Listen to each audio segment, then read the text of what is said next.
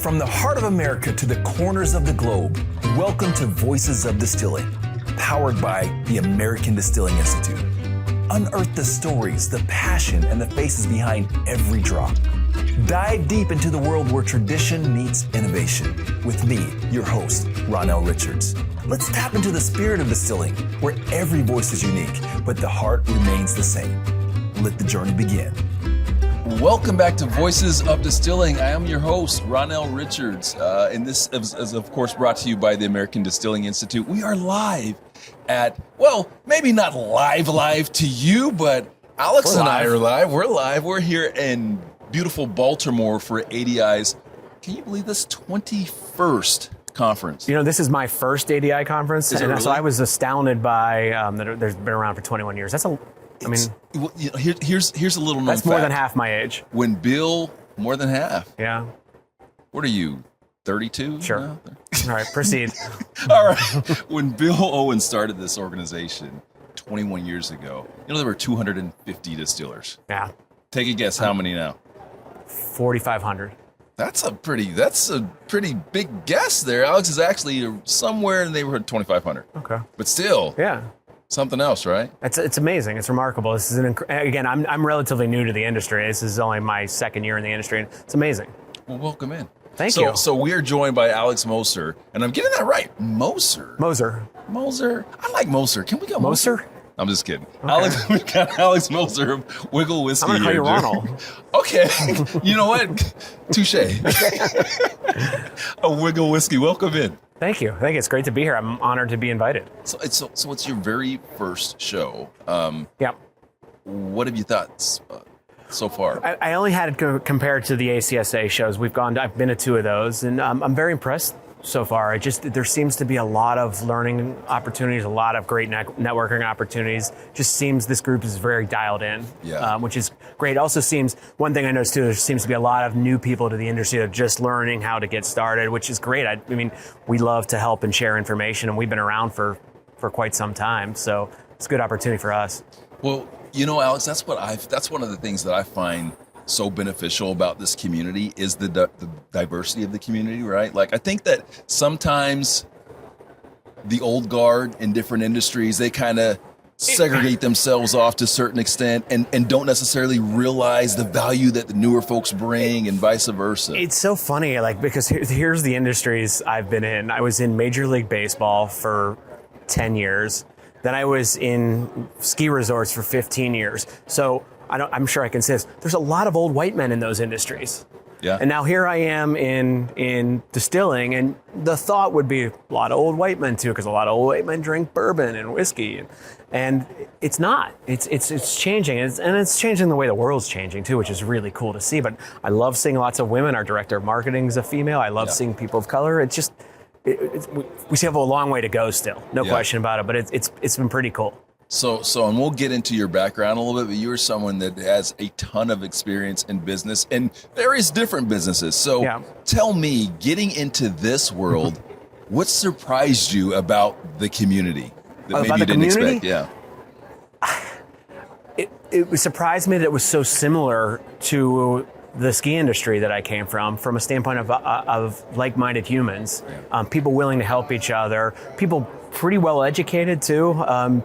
Not that I didn't expect, I didn't have any preconceived notions, but that's been awesome. It was very similar that, you know, I've had really good friends in all of the resorts all around the country, and now we're building relationships with distilleries all around the country. It's almost the same thing. Yeah. And maybe that's life. I mean, I guess I had friends at all the baseball teams when I worked for the baseball team. So it's pretty interesting to see off camera, you were giving me some insight into your journey, and it's super interesting, and I want to dig into that. But before I do, we have this little thing that we do where I always start with a little known distilling industry fact, and I want to see if you know this fact. You've seen it, okay? Yep. So, first of all, this is a question for you. Okay. So the question is, the oldest working distillery today. I'm just going to say, I'm going to make it easier for you. You don't have to name them, but tell me where they are. Oldest working distillery. license, that helps too, because That's it's a probably really some of hard that. question. I just finished reading the book about Nearest Green, Yeah. so my head keeps going to somewhere there, like in Lynchburg. But I don't know. I don't. You got to get bigger. You got to go bigger, Alex. Go big. Jack. Okay. You got me. All right. Well, I had $1,000 in my pocket for you, and you just no. No, I didn't. You weren't getting $1,000. But here is the answer. Let's bring in Alex. You got Alex Trask. Everybody in our production company. manager. Everybody in our company's named Alex. Just so you know. So we we've only hire got- people that name Alex. Only Alex's and A's. Yeah. Welcome in, Alex. Thank you so much. Okay, so I'm going to ask you the question, and all you don't you cheat. I see you looking at my laptop here. Okay. All right. The oldest licensed working distillery. Just the geography. You don't have to give me the name. Oh, you didn't give me that option. In the United States, No. It can be anywhere. then I would go with Scotland. I was going to say. Pretty close. Pretty close. Ireland? So the answer is Bushmills, okay, in northern. So you actually got it late though, and you know what? That doesn't count. Okay, But okay, in fair Northern enough. Ireland. Now the year 1608. Wow. Wow, It's right? right on their Wow. label. And so we've got Alex, and you're the production manager. We've got the Alexes here today. All right, we've got Alex Moser, who is a chief operating officer. I'd love to just kind of get into you guys' story a little bit. So tell us about your distillery and some of the work that you're doing. Go ahead. Sure. So we're 12, 13 years old. I think we turned 13 this year. So we started making rye whiskey. We wanted to bring back a lot of the heritage, the agricultural historical significance of rye in Western Pennsylvania. And we wanted to highlight that through distilled spirits. So we had to do a lot of work, or the original owners did, to push forth legislation to allow us to do that. And then we've been making whiskey ever since. So we're growing. It's great. And we're continuing to evolve with the industry, but staying true to our roots while doing that. I love that. And I've heard such great things about the work that you guys are doing, not just from the standpoint of your juice, but what you're doing to change the industry and to help other distillers in Pittsburgh. So that's awesome. So I see the hat. I see. So Gave me a case of these when I started. did they really? Where's my hat? You want a hat? I do want that. So Get tell me about the So- Pirates hat there and the connection. So we're very unique. The owner our owner also owns the Pittsburgh Pirates baseball team. Owns about 50 newspapers across the country, all in small markets. Like Williamsport, PA, and Altoona, PA, and Wheeling, West Virginia, So, we have some synergy going between the Pirates and us. Derek Shelton, who's the Pirates manager, loves whiskey, loves bourbon. He's in a lot. He actually gives the opposing manager, every time that a new manager comes into town from the other team, he gives them a bottle. Oh, that's cool. It's pretty cool. So that's been cool. Paul Skeens, who's a rookie pitcher, we're trying to work on him to see if we can work with him and do something interesting. He's also got a girlfriend named Livy Dunn, who's got 8 million followers. I think you may I've have heard of her. Yeah. We're trying. Hopefully, we're working on trying to do something with her too. No But pressure. That's more of my stuff. He just keeps making great juice. The dynamics between us are always very interesting because he's thinking about making this really cool thing, and I'm thinking effort to cash flow. Yeah, so tell me a little more about your job and what you're doing on a daily basis. We have about 100 employees. We have the distillery, which also has a tasting room and restaurant, full restaurant. We have a restaurant bar at the ballpark at PNC Park. Nice. No shocker there, where the Pirates play. We have at one of our high-end malls in Pittsburgh. We have a bar and a bottle shop, and then we have a cider company called Threadbare Cider. So I oversee all daily operations. So whether it's the bar manager, it's production, it's marketing. So I have about 20 months in, I don't have one day that looks like the other. I'll even weed whack around the buildings. So Nice. it's truly a COO position. It's been a lot of fun, a lot of learning though. One thing I suggest to anyone that gets into this industry is listen, use your ears for the first couple of years because it's a lot. This is a this is a very cool, interesting, strange business. One thing I also learned, this business drives our accountants nuts. Because, we put in all this labor, overhead, and then we don't reap the benefits for 4 years, 6 years, 8 years. So that's been a very interesting part of it. Now, he, on the other hand, has a different perspective on that. He's looking for what's that juice going to taste like in 4 years, 6 years, 8 years. So let's hop into that, Alex. I want to know about your job. Tell us what you're doing. So I manage the distillery. So anything that is distilled, that's what I'm in charge of. So that the team, obviously, that goes into that. So my job is to ensure the quality and consistency of the SKUs and the labels that we have, and then also continue to push us further every day. So tell them how big your team is. So I have a team right now of 3 distillers full time, and then we have an innovation manager, but pretty small team there. And so for us, it's all about exploring the things that interest us, the reason I'm in this industry in the first place, and then continuing to look at what we need to do day to day and our bottom line. And I think it's a healthy balance. That's where the dynamic between Alex and I really comes into, where there's a lot of things I want to do, and he doesn't say no, but he makes me think about it and justify it in an interesting way, which I enjoy that challenge. It makes me think differently. It's really easy to get distracted in this industry. So, but one of the most important questions that I have for you guys is, do we have nicknames? Because with everyone named Alex, he calls me Moser, and there's times where I'm thinking, is that disrespectful to call me just by my last name like that? But then I think my teenage boys say, stop being an unk, stop being an old head.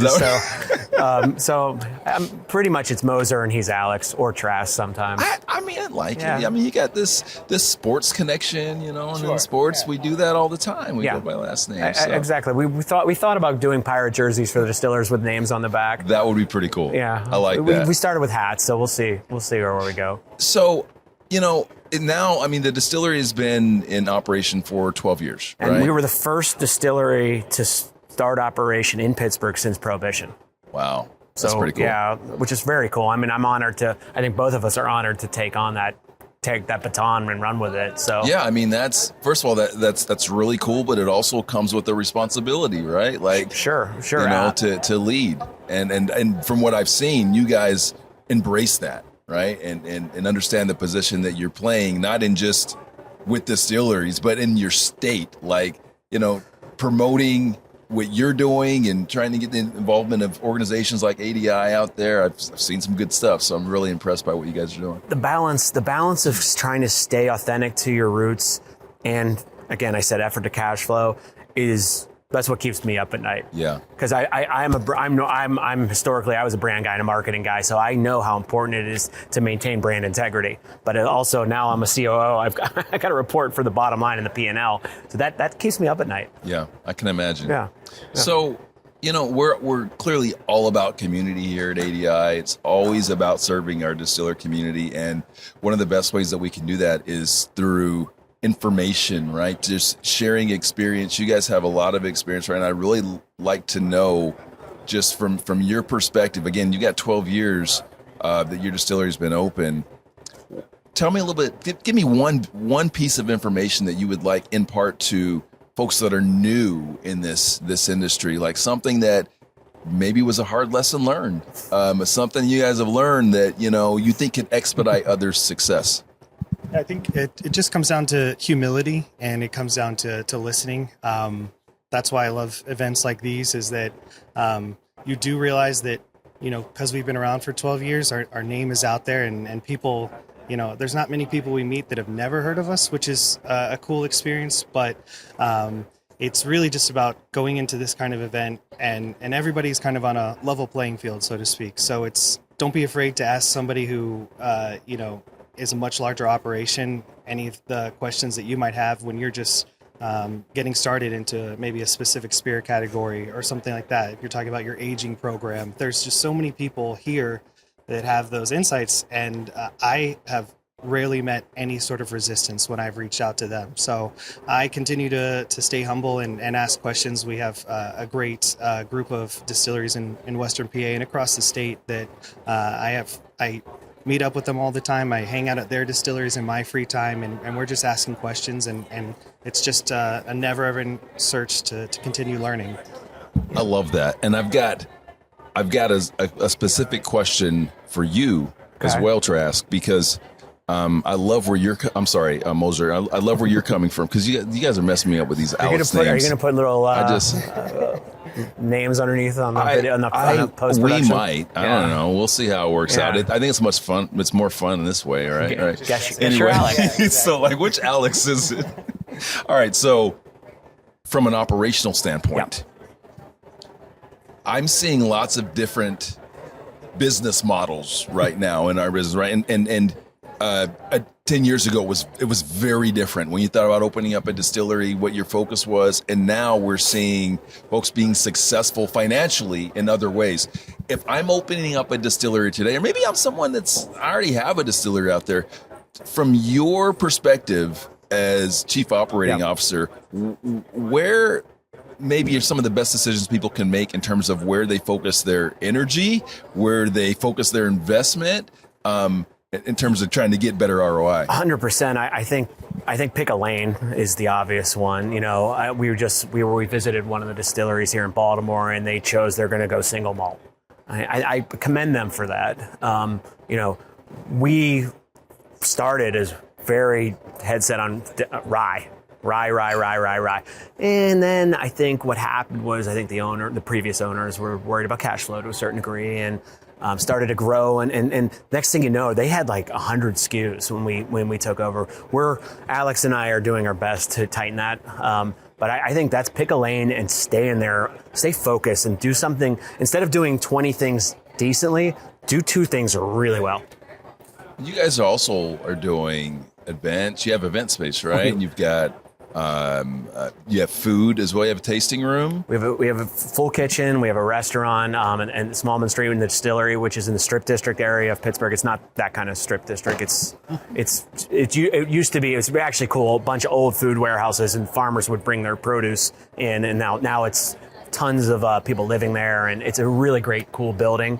But yeah, we have everything. We'll do weddings. We'll do, and events are great though too. We do, private events will be great, because what happens when people come to the distillery, they want to leave with a tangible memory. They buy a bottle. There we go.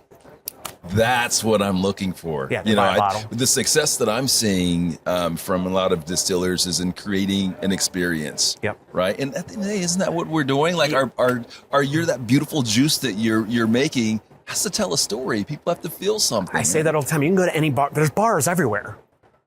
But what differentiates? We make the stuff that's at the bar right there. Yeah. And actually, I think we need to do a better job. Our restaurant's only 2 years old, 3 years old. We need to do a better job of making sure that experience from in the production area translates to our actual restaurant. We haven't done a good job with that. So that's something that I need to improve on with our food and beverage team. Love it. That's a great advice. And I appreciate you guys giving me some insight and pulling back the curtain a little bit and sharing with the audience. The best thing about him, too, is he's curious. If you're not curious, you shouldn't be in this industry. Yeah. You should just call it a day and go work at a bank or something. Okay. Well, speaking of, what's wrong with working at a bank? I worked at a bank. It was my first job out of college.